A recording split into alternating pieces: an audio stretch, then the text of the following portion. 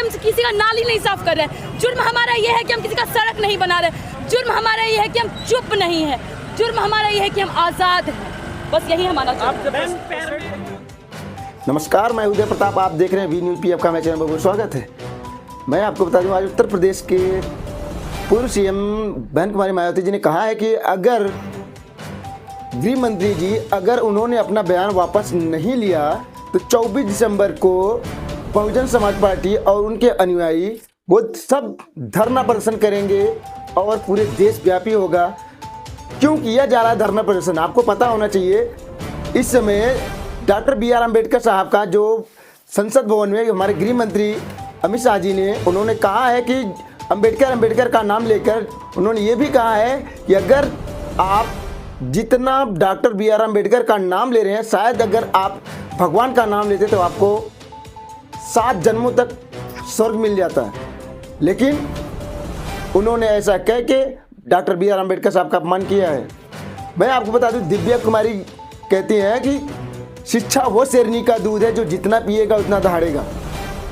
आपको वीडियो में दिखाएंगे किस तरीके से उन्होंने दहाड़ते हुए मनुवादियों के मुंह पर तमाचा मारा है, और आपको देख के खुद ही अंदाज़ा लगा सकते हैं किस तरीके का माहौल है और क्यों हो रहा है ये दंगा, क्यों हो रहा है सब फसाद की रोज मनुस्मृति जलाई जा रही है, बाबा साहब का अपमान किया जा रहा है, क्यों ऐसा हो रहा है?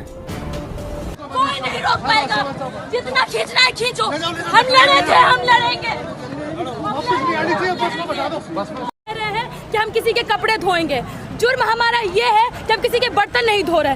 जुर्म हमारा ये है कि हम किसी का नाली नहीं साफ कर रहे। जुर्म हमारा ये है कि हम किसी का सड़क नहीं बना रहे। जुर्म हमारा ये है कि हम चुप नहीं है। जुर्म हमारा ये है कि हम आज़ाद हैं। बस यही हमारा पैर में जो चोट लगी है, कब है, कैसे हुआ है? आज ही धक्का दिया गया है। जब थी तब आपने शिक्षा का एक मुद्दा उठाया था, निजीकरण का मुद्दा। वही निजीकरण हो रहा है क्योंकि ये चाहते हैं कि JNU जैसे संस्थान मंदिर की घंटियां बजाए, यहाँ भी जियो यूनिवर्सिटी खुल जाए। वो हम होने नहीं देंगे। JNU शुरू से इन पर उंगली उठाता आया है, हर प्रहार इन पे किया है। हम इनके असली ऑपोजिशन है, इसलिए हमें दबा रहे हैं। हम दबेंगे नहीं, हम सड़कों पे खड़े, हम लड़ रहे हैं।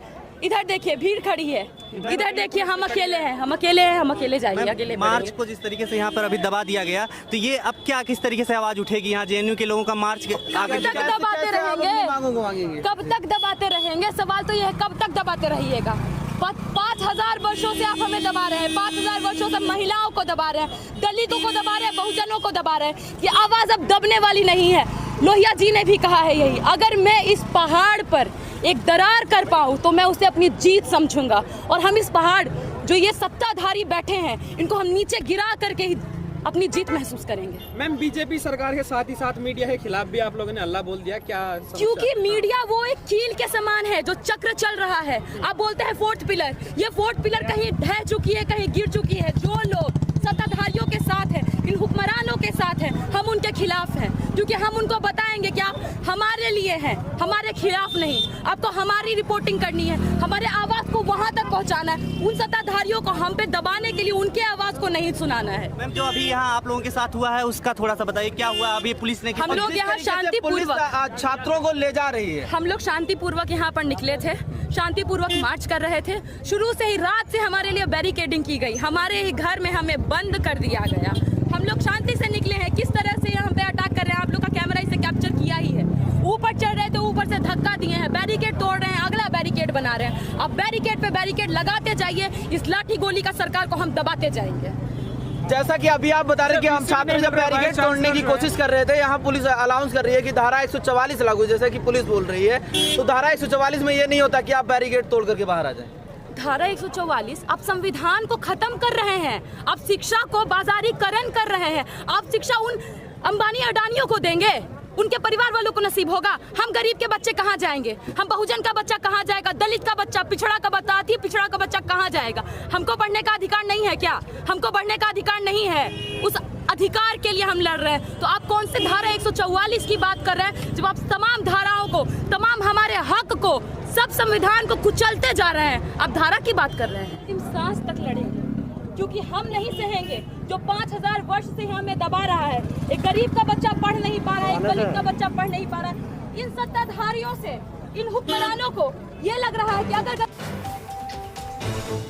जैसे कि आपने वीडियो में अभी देखा कि किस तरीके से प्रियंका भारती जी को ये पुलिस वाले पकड़ के लेके जा रहे हैं, और आपको देखने को ये मिला होगा कि उन्होंने क्या कहा है। जिस तरीके से आज दलित समाज के ऊपर हथकंडे अपना रही सरकार, अगर दलित का बच्चा उनका हरवाही नहीं करता है, उनके घर के आगे चौकीदारी नहीं करता है, तो उनके ऊपर लाठी डंडी बरसाए जाते हैं।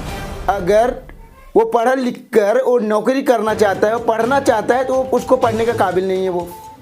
लेकिन जिस तरीके से यहाँ पर मनुवादी किस्म का जो माहौल बना हुआ है, मैं आपको बता दूं, जिस तरीके से अभी प्रियंका वाड्रा और राहुल गांधी और समाजवादी की पार्टी के लोगों ने जो बाबा साहब का फोटो लेके चल रहे हैं, क्या आपको लगता है ये वोट बैंक के लिए हो रहा है कि बाबा साहब के सम्मान के लिए हो रहा है?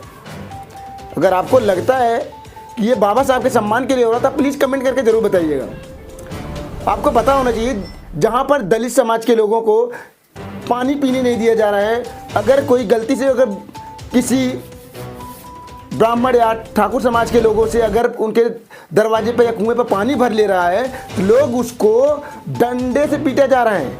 यहाँ तक कि आप देखे होंगे वीडियो में मेरे पीछे भी दिखाया था कि जहाँ पर सिर्फ सार्वजनिक कुएं से बच्चे जो है 5 बच्चे थे जो कि पानी पी लेते हैं, उसको पीट पीट कर अधमरा कर दिया जाता है। तब सरकारें आंख मूंद कर बंद करके बैठी होती हैं और वो एक शब्द भी नहीं बोलते कि क्यों ऐसे बच्चों के साथ में किया गया। जब तक दलित समाज का कोई मर न जाए, तब तक सरकारें की आंखें नहीं खुलती और न ही उस पर कोई कार्रवाई करती है। लेकिन आज का जो माहौल है, जो सरकार है, वो दिखाना चाहते हैं कि बाबा साहब का जो सम्मान है, जो उनका आदर है, वो सिर्फ दलित समाज में है, उनके लिए कोई मायने नहीं है।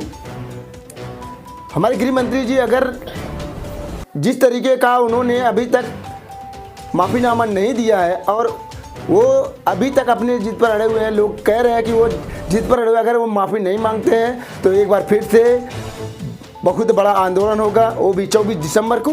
तो आप ऐसी सच्ची खबरों के लिए वायरल न्यूज़ को लाइक करें, शेयर करें, सब्सक्राइब करें, बेल आइकन को जरूर दबाएं। मिलते हैं एक नए न्यूज़ के साथ में। जय हिंद।